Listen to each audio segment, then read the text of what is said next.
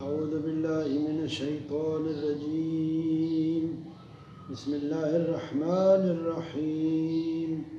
وقالوا هذه أنعام وحرث حجر لا يطعمها إلا من نشاء بزعمهم وأنعام حرمت ظهورها وأنعام لا يذكرون اسم الله عليها افتراء عليه سيجزيهم بما كانوا يفترون. صدق اللہ العظیم. اللہ کریم جل شانہ فرماتے یہ مویشی اور کھیتی روکی ہوئی ہے اسے وہی کھائے جسے ہم چاہیں اپنے جھوٹے خیال میں، اور کچھ مویشی ہیں جن پر چڑھنا اور کچھ جانور کے نہیں ذکر کرتے نام اللہ کا ان پر ان کے بہتان گھڑتے ہوئے جھوٹ باندھنا ان قریب انہیں بدلہ دے گا نفتراؤں کا. اس کا شان نزول ہے کفار عرب اپنے کھیتوں کے دو حصے کرتے تھے، کچھ حصہ اپنی ضروریات کے لیے، کچھ حصہ بتوں کے نام پر وقف. اس وقف حصہ کی پیداوار صرف بت خانوں کے مجاوروں پر خرچ کرتے تھے اور اپنے جانوروں کے 4 حصے کرتے تھے. بعض جانور اپنے کاروبار کے لیے رکھتے تھے، بعض بتوں کے نام پر چھوڑ دیتے تھے، جیسے بحیرہ، صاحبہ، حام وغیرہ. بعض جانور وہ تھے جن پر نہ سواری کرتے تھے نہ بوجھ لاتے تھے، اور بعض وہ تھے جنہیں زندگی بھر تو اپنے کام میں لاتے مگر انہیں ذبح نہیں کرتے تھے، یوں ہی مر جانے دیتے تھے. اس آیت کریمہ میں اس موقوفہ زمین اور ان 3 قسم کے جانوروں کا ذکر فرما کر ان کی حمایت ظاہر فرمائی گئی ہے. قرآن کریم گزشتہ قوموں اور حضور صلی اللہ علیہ وآلہ وسلم کے زمانہ کے موجودہ کفار کی بد کرداریاں، ان کی بری عادتیں نقل فرماتا ہے، مگر امت مصطفیہ کے متعلق اس کی روش یہ ہے کہ ان کی نیکیوں کی جزا کا ذکر فرماتا ہے، گناہوں کی دنیاوی سزا کا ذکر ہے، مگر ان پر غضب و قہر کا اظہار نہیں فرماتا. یہاں موجودہ کفار کی وقفی بدعملی کا ذکر فرما کر اس پر اظہار غضب کیا گیا ہے. چنانچہ اس آیت کریمہ میں کفار عرب کی چند بدعملیوں، بدعقیدگیوں کا ذکر ہے. نمبر 1، اپنے بعض کھیتوں باغوں کو بتوں کے نام پر وقف کرنا. نمبر 2، ان کے متعلق یہ کہنا کہ اس کی پیداوار آمدنی صرف مرد کھائیں عورتیں نہ کھائیں. نمبر 3، یا ان کی آمدنی ان بتوں کے خدام پجاری کھائیں اور نہ کھائیں. نمبر 4، کچھ جانور بتوں کے نام پر چھوڑ دینا کہ ان سے کوئی کام نہ لیا جائے اور جس کے کھیت میں وہ پڑ جائیں انہیں وہاں سے نہ ہٹایا جائے. نمبر 5، بعض جانوروں کو بتوں کے نام پر ذبح کرنا، ان کی بھیڑ چڑھانا. نمبر 6، مردار جانور کھا جانا. چنانچہ ارشاد ہے کہ یہ مشرکین عرب کہتے ہیں کہ ہمارے فلاں فلاں جانور، فلاں فلاں کھیت باغ بتوں پر وقف ہیں، اب انہیں ہر شخص نہیں کھا سکتا، جسے ہم چاہیں گے وہ کھائے گا. یعنی یا تو صرف مرد یا صرف ان بتوں کے پجاری. یہ ان کے صرف فاسد خیالات ہیں جو انہوں نے اپنے سرداروں سے حاصل کیے ہیں. اور بعض جانوروں کے متعلق کہتے ہیں کہ ان پر سواری بوجھ لادنا حرام ہے کیونکہ یہ مہاراج کے نام پر وقف ہو چکے. بعض جانوروں کو بتوں کے نام پر ذبح کرتے ہیں، رب تعالیٰ کے نام پر ذبح نہیں کرتے اور اللہ تعالیٰ پر جھوٹ باندھتے ہیں کہ ہم کو خدا تعالیٰ نے یہ احکام دیے ہیں، ہم انہیں کاموں کے ذریعے رب تک پہنچیں گے.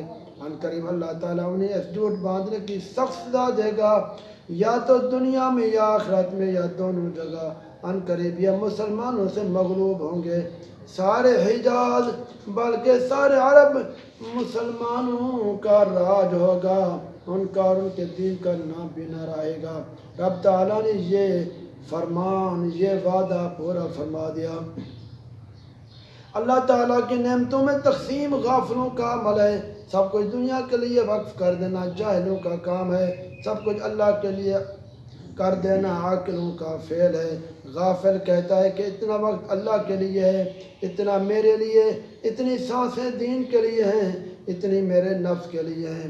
یہ تقسیم ہی تو غفلت ہے. جاہل سمجھتا ہے کہ ساری زندگی نفس کے لیے ہے، مگر عاقل کہتا ہے کہ زندگی اور زندگی کی ساری چیزیں اللہ واحد قہار کے لیے ہے. دنیا کھیتی ہے اعمال اس کی پیداوار، اسے نفس امارہ بت کے لیے وقف نہ کرو۔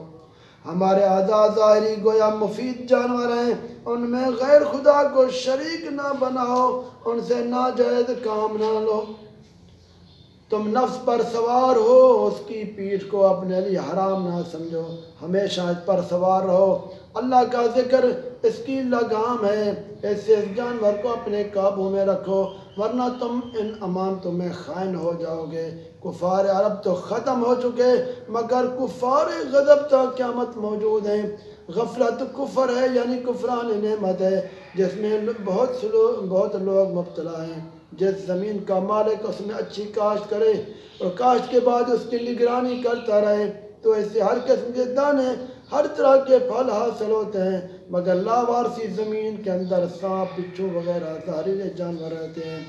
اس کے اوپر خاردار مضر درخت، دل ایک اعلیٰ درجہ کی زمین ہے۔ اگر اس میں کوئی اللہ کا مقبول بندہ معرفت الہی کے تخم بو دے تو اس میں ایمان، عرفان، تقوی، عشق رسول، خوف خدا، دنیا سے نفرت وغیرہ کے پھل حاصل ہوتے ہیں۔ لیکن اگر یہ لاوارسی رہے تو اس دل میں غفلت، کفر، شرک کے سانپ بچھو رہتے ہیں، اور اسی دل سے غصہ، حسد، بغض، کینہ وغیرہ کے زہریلے درخت اگتے ہیں۔ کپاس میں بنولے ہوتے ہیں تو نہ اس کا سوت بنے نہ کپڑا، بنولے نکلنے کے بعد اس کا نام ردی ہوتا ہے، ایسے سب کچھ بنتا ہے۔ دل میں سے مذکورہ عیوب کے بنولے نکالو تاکہ اس سے تقوی کا لباس حاصل ہو جو دونوں جہانوں میں کام آوے۔ رب تعالیٰ اس حال کو حال بنائے۔ اس واسطے بزرگ فرماتے ہیں، کال را بے گزارو مرد حال شو، پیش مرد کامل پامال شو۔ ہیچ نہ کشد نفس را جز ذل پیر، دامن نفس کش را سخت گیر۔ کر تو سنگ خارا مر شوی، چون بصاحب دل رسی گوہر شوی۔ صحبت نیکاں صحبت صالح ترا صالح کند، صحبت طالح ترا طالح کند۔ یک زمانہ صحبت با اولیاء، بہتر از 100 سالہ طاعت بیریا۔ ہر کے خاد و نشیند با خدا، و نشیند در حضور اولیاء۔ جزاک اللہ خیر۔